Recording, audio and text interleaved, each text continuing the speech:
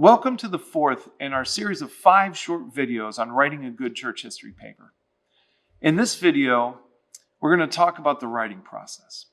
We've already talked about developing a topic with a manageable scope, talked about writing a thesis that's a statement to defend, talked a little bit about the research process going general to specific, primary and secondary sources. In this video, we're going to talk about the process of writing a paper. And if you guys were like I was when I came to Gordon Conwell, here was my process. I'd get very excited when I got the syllabus about all the possible things I could write about. And I would think about it throughout the course and kind of develop a topic and such. And then with about a week to go, I would go to the library and I'd read a whole bunch of stuff. And with about 48 hours until the due date, I would sit down and I would write everything I knew to write about that topic. And then about 20 minutes before the paper was due, I would press period, save, print, and I'd be done with it. And I am old enough to have printed out my papers and walked it up to the campus mailbox about 10 minutes before class started, dropped the paper in campus mail to the professor, and I go home and sleep through class because I stayed up all night doing the paper. And then inevitably, I'd wait a week or two. I would get the paper back, and there's red ink all over it, which in and of itself is not necessarily a bad thing, but I'd look at what the red ink was highlighting, what it was noting, what it was crossing out, and there's stupid mistakes. There are mistakes that could easily have been avoided that I knew better than them, and my grade suffered because of it. And I remember after my first year at Gordon Conwell, that summer, I'm like, I have to do this differently. And I did a little research on how I could write a paper differently. I read Van Dorn Adler's How to Read a Book. I read the Chicago Guide to Writing Research Papers, things like that. And I developed my own system. Well, it's not my own. I did borrow it from other people. That has 5 different types of days. And I would plan more than 30 days in advance what I would do each day of that system.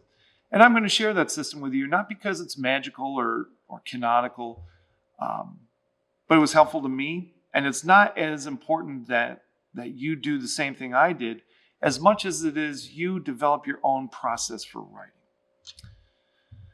So the first type of day I would schedule, when I would look 45 or so days out from a paper, would be research.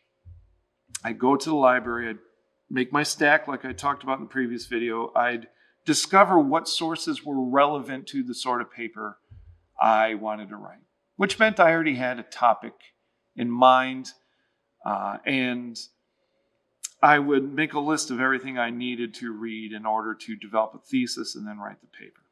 So research is type of day number 1. Second type of day is note-taking.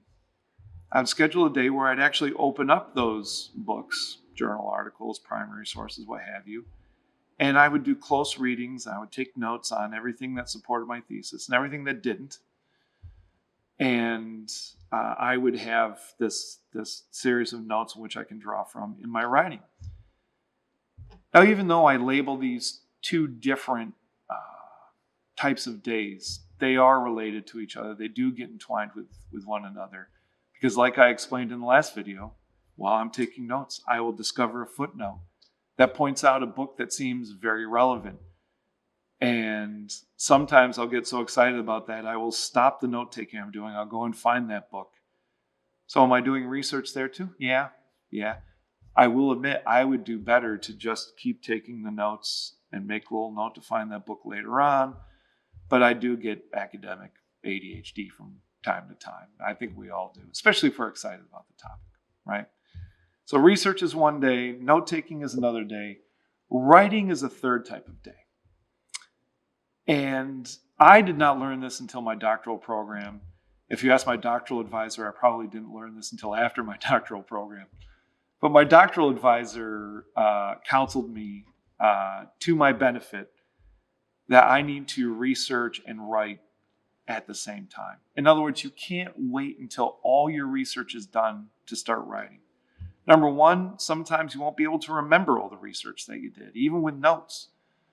Secondly, it is the process of writing that helps clarify your thinking on a subject, and it can help sharpen how you research it along the way. So when I schedule these days, the first week or so, I might have a couple of reading days, a couple of note-taking days. But then I'll schedule in a day or so of writing. And I will start writing, even if it's just a couple of paragraphs. That's fine. That's fine. And it is unlikely that those paragraphs will survive intact into the paper, and I will explain why in a minute. But you cannot wait until all your research is done to start writing. Fourth type of day I schedule in is what I call an incubation day. A day to not do any work on the research paper. I do not call it a rest day because I'm not doing it to rest necessarily. I do, at least in my doctoral program, I can't really remember if I did this at Gordon Conwell. And this is a fascinating topic maybe for another forum, but how do theology students observe the Sabbath, especially seminary students? I would imagine a lot of seminary students do work on Sundays. I would imagine a lot of seminary students don't do academic work on Sundays because you're studying to be in the ministry, so you're serving in local churches on Sundays. And that is wonderful, but I think it's worth a conversation whether or not that is a Sabbath, right? But we're talking about an incubation day. It's not a rest day. It's a day in which you don't do any work on the paper for the explicit purpose of just letting your mind kind of crank on a question, a problem, a paragraph. It gives you a little distance between yourself and the material that allows you to see it a little bit more clearly. And scheduling in an incubation day at least once a week. And truthfully, the closer you get to the paper, the more incubation days I usually schedule. I think the more helpful it is. And this may be counterintuitive, especially the type A personalities that just like to check things off lists. I love checking things off lists, right? That way just want to get to the end of this so you can go on to the next thing. Like, I get it. But if you want to write a good church history paper, I think it behooves you to schedule in incubation days. And the fifth type of day I schedule, probably the most important day to write a good church history paper, is a revision day. There is a saying in writing that I have come to see the wisdom of. There is no such thing as good writing. There's only good rewriting, right? Anything you have ever read that you've loved is at the minimum the 10th or 12th draft from the author. The greater the author, the more the revisions. I guarantee you C.S. Lewis did not sit down and write The Lion, the Witch, and the Wardrobe in one sitting without a revision. We know he didn't. We know he presented it to his Inklings group, and they gave some criticism, in that case, fairly harsh criticism, right? And he would tinker with it. Same thing with Tolkien. Draft after draft after draft. There's no such thing as good writing, only good rewriting. And if Lewis and Tolkien can't write well without revision, guess what? I can't write well without revision. You can't write well without revision. So schedule in revision days. And in our next little video, I'll give some suggestions on how to revise a paper. But this is also where incubation days come in handy. They're critical to this. Because whenever you write something, it always makes sense in your head. The problem is when you write something down, your goal is to communicate it to someone else. And that someone else isn't in your head. So what makes sense to you might not make sense to someone else. The way that you revise a paper through someone else's eyes is through an incubation day. So you research, you note take, right? And then you write.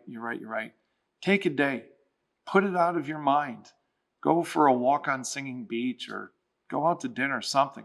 And then in a day or so, come back to it and reread it with someone else's eyes. And then you can see the silly mistakes that I made on my papers my first year at Gordon Conwell because I didn't rewrite them. I knew better grammatically. I knew better theologically. I just didn't give myself the opportunity to revise my paper, nor did I give myself the opportunity to revise my paper with different eyes. So those are my 5 types of days, and I will usually plan my writing process by starting with the due date, D-Day 0 hour, right? And I will work backwards from there.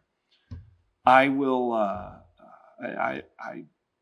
at the point now where if I have a submission deadline for a publication, I will plan on being done with its final draft 2 days before I submit it. And I always submit it 2 days before it's due. But that's only because if something goes wrong, I have time to fix it there. If the email didn't get through, things like that. And those 2 days before I submit it are incubation days. And if something comes to me, I need to tweak this, I have time to do that. The closer I get to the submission deadline, the more frequently those incubation days appear. But as you might expect, the closer you get to the deadline, you'll get revision and incubation days. But before that, it's writing and incubation, maybe a couple of revision days, maybe note-taking. You'll start heavy on the research and the note-taking, and it will gradually transition to incubation and revision. Like I said, it doesn't always matter how you do it, as long as you plan the work. And as a coach, we had a saying that you plan the work, you work the plan. If it doesn't produce the desired paper that you want, okay, well, the next time you write a paper, do it differently and tweak it until you come up with a good process. This is the process of learning. And yeah, it might mean you get a little lower grade than you might like on your church history paper, but if a lower grade on your church history paper leads to better grades in other classes or even better performance on the job, well, then it served a function. I appreciate your time here, and I really want to communicate, no matter what process you have a process. Thank you.